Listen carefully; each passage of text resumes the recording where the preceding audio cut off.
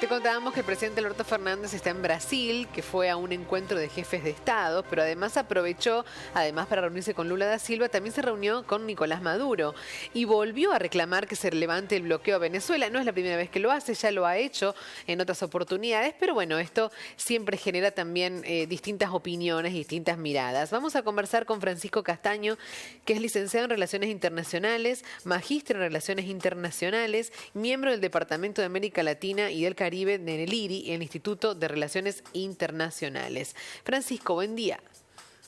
¿Qué tal? ¿Cómo estás? Buenos días, ¿cómo estás por ahí? Bueno, un placer, como siempre, Francisco, escucharte. Siempre te decimos lo mismo, pero es importante conversar con vos, con especialistas así a nivel internacional, para que nos explique, ¿no?, la importancia de esta reunión, qué polémica que ha generado, porque siempre, viste, esta relación con Nicolás Maduro ha generado opiniones diversas y además una relación bilateral que se había roto en el gobierno de Macri y que volvió a establecerse con Alberto Fernández. Sí, esta reunión se dio en el encuentro llamado por Brasil, más precisamente por Lula, Sí. que llamó a todos los presidentes de Sudamérica. La reunión con Maduro fue una de las que tuvo Alberto Fernández. Ahí veíamos en la foto que estaban los dos presidentes, los dos cancilleres, estaba el embajador argentino en Brasil, Daniel Scioli. Y sí, es interesante lo que mencionabas vos al respecto de las relaciones bilaterales, porque se habían distanciado bastante, casi de llegar al rompimiento durante el gobierno anterior. Y con el gobierno de Alberto, Argentina, si bien trató de no calificar al gobierno de Maduro como una dictadura, sí trató de enfatizar también los problemas internos de Venezuela, los problemas económicos, los problemas con los derechos humanos, haciendo mención a que son los propios venezolanos los que tienen que resolver esta problemática. Y bueno, y en este marco es en el que se da el encuentro bilateral. Y bueno, Alberto pidió, entre otras cuestiones, el fin de las sanciones a Venezuela, también que Venezuela vuelva a participar en los foros internacionales, como la Comisión Interamericana de Derechos Humanos. Recordemos que Maduro es la primera vez que va a Brasil, creo que desde el 2015. La agenda internacional de Maduro, por lo menos que en América Latina, había mermado bastante. Entonces vio esta posibilidad, Alberto, como para poder reforzar esta relación bilateral, que recordemos que Maduro el año pasado no vino a Argentina cuando se hizo la cumbre de la CELAC, en el que Argentina había sido auspiciado esta cumbre, así anfitriona. Que era un encuentro muy importante. ¿Por qué no vino en ese momento? ¿Por algo en particular? Porque, como te mencionaba, la agenda internacional, o por lo menos la oposición de varios países era muy fuerte, y además tengo entendido que el miedo, por lo menos a represalias o digamos, a movimientos y manifestaciones de la oposición argentina, que en parte había sido gobierno en el 2015, la que había roto un poco las relaciones, era por ahí también ese miedo. Recordemos que también Delcy Rodríguez había venido en su momento y había sido como excluida en ese momento en el gobierno anterior, cuando vino en una reunión regional. Así que yo creo que, teniendo ese antecedente también, es que había optado por no venir el año pasado. Claro. ¿Qué otros países defienden así a Venezuela? Fue muy importante la reunión con Lula, la que tuvo Maduro, pidiéndole también que vuelva a esta región, a este escenario regional.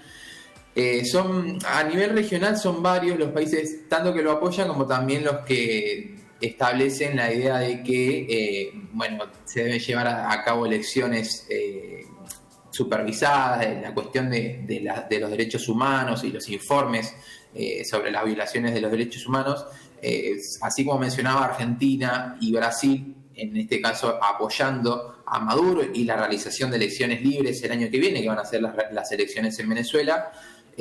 Por otro lado, hay otro conjunto de países en esta región, sobre todo encabezados por Uruguay y por Chile, que fueron los que se opusieron, entre otras cosas, a la revitalización de la UNASUR, y establecieron esta idea de que seguir negociando con lo que hay, y con Venezuela volvieron a llamar a lo que son las elecciones libres, volvieron a hacer énfasis a la resolución de los problemas de los derechos humanos.